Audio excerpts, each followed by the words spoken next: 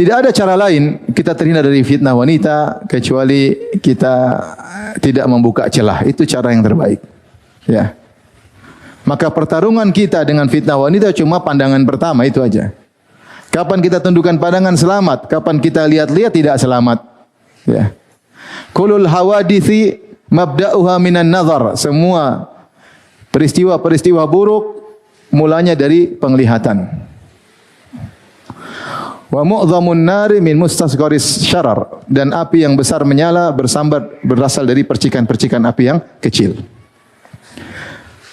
Kita cuma bertarung mengklik atau tidak. Kalau klik maka kita terjatuh dalam lautan maksiat, kalau tidak mengklik kita selamat.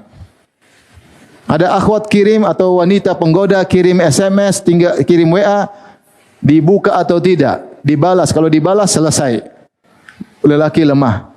Selama Anda normal, Anda pasti lemah. Kecuali Anda enggak normal. Meskipun digoda Anda cantik, Anda tidak tergoda karena Anda tidak normal. Kalau Anda normal, pasti tergoda. Pasti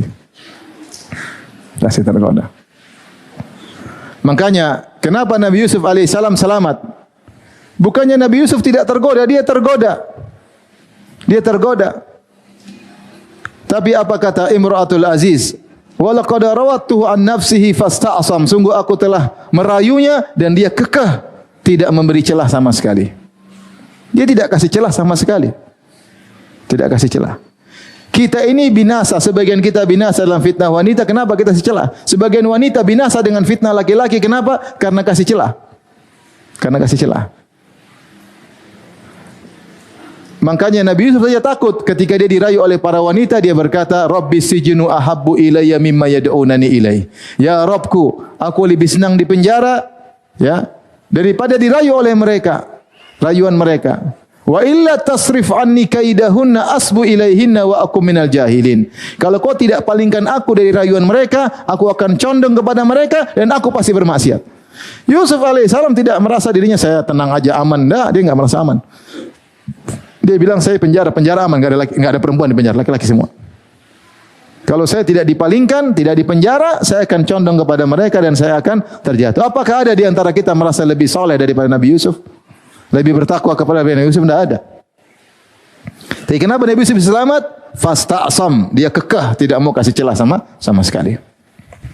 Sebagaimana Rasulullah sebutkan tentang Juraij al-Abid, sang ahli ibadah dari Bani Israel, ketika dia diuji oleh seorang wanita, orang-orang hasad sama dia, mereka bilang bagaimana kita ngerusak Juraij ini ahli ibadah. Maka ada seorang wanita pezina tercantik di zaman itu. Mungkin kalau hidup zaman sekarang followernya paling banyak di IG ya. Maka dia berkata, ana aftatinuhu lakum, aku akan fitnah dia untuk kalian. Maka dia pun naik ke kuilnya Juraij, kemudian dia panggil-panggil, ya Juraij, ya Juraij.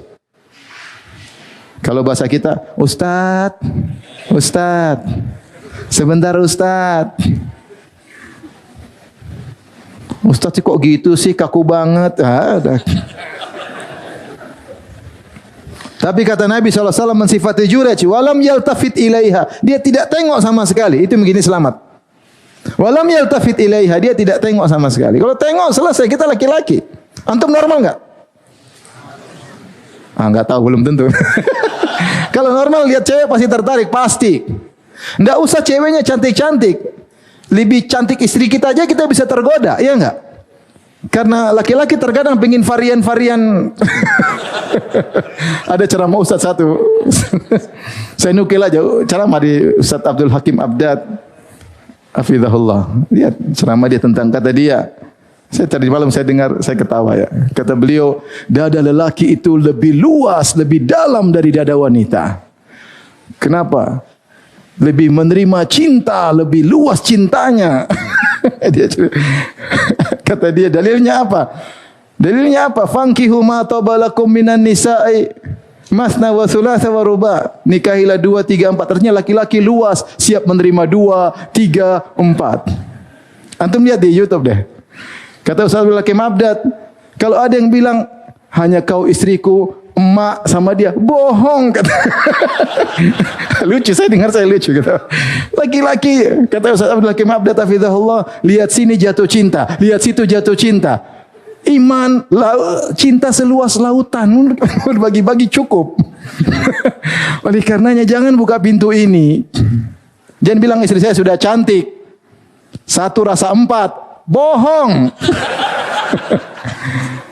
Ente laki-laki, kecuali ente enggak normal. Jangan buka-buka. Dan setan membisikin, ente bisa jatuh cinta kapan saja. Bisa jatuhnya kapan saja.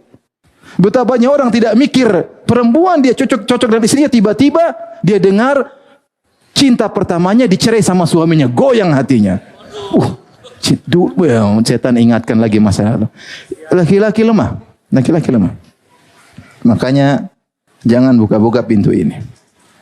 Jangan buka-buka pintu ini. Caranya gimana? Fasta asam. Jangan kasih celah. Kalau ada akhwat WA sama antum ya sudah, terima kasih. Cukup begitu. Berapa bang harganya? 200.000. 10.000 ngawur. Jangan. Kurangi dong mas. Hihihi. Hehehe. Aduh. Goyang jenggot ente kalau punya jenggot. Dan ini bukan main-main. Banyak orang udah berguguran. Banyak. Sampai ada akhwat kurang ajar sama penuntut ilmu. Ya kemudian di screenshot.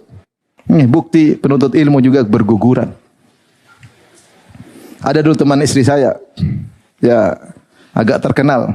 Dia bilang sama istri saya, itu ada penuntut ilmu, jam 3:30 malam, ukhti bangun sholat malam. Terfitnah. Ngapain ente bangunkan perempuan?